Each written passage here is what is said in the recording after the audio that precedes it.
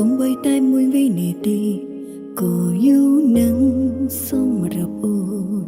ពេលដែលឃ្លានពីបងមនុស្សដែលអូនស្រឡាញ់ចង់ទំរួមពួកយើងបែកគ្នាឡើងនេះព្រមបងចង់ចាំងចេញ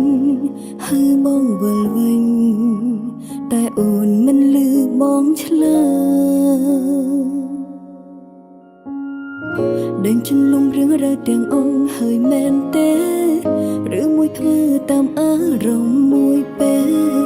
នាងជាងការសម្រេចចិត្តចុងក្រោយដែរទេតើនាងនៅមើលថែមាសម៉ែសួរច្រើនយ៉ាងនាងដឹងហើយអូនមិនសុំចេះតែខ្លាចពេលយំគ្មានបងតើបាននរណាលួងលំស្រីសុំយើងបែកគ្នាសុខសំត្រូវរៀងរៃច្រើនណាស់នឹងនាងទី3កាន់ដៃបងបន្ត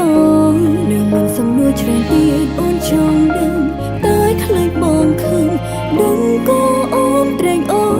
រធ្វើបងរៀងរីបងជួបនឹងមនុស្សល្អនាងថ្មីថែបងបន្តគេអាចល្អជាងអូនជាមួយលានដង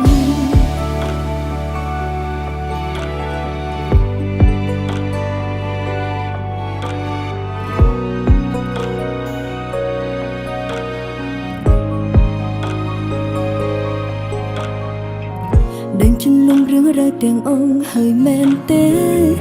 ឬមួយធ្វើតាមអារម្មណ៍មួយពេលនាងជាងការសម្រេចចិត្តចុងក្រោយដែរទេ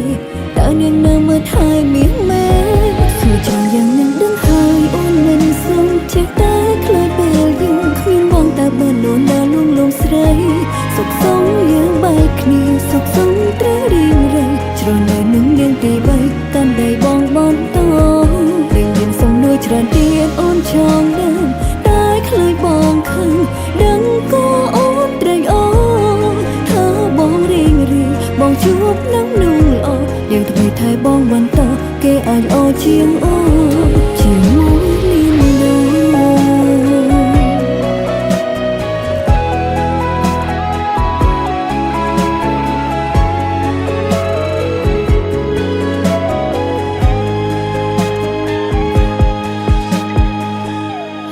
ច្រើនយ៉ាងនឹងដឹងហើយអូនមិនស្ងំចេះតែខ្លាចពេលយំគ្មានបងតើបាននរណាលួងលំស្រី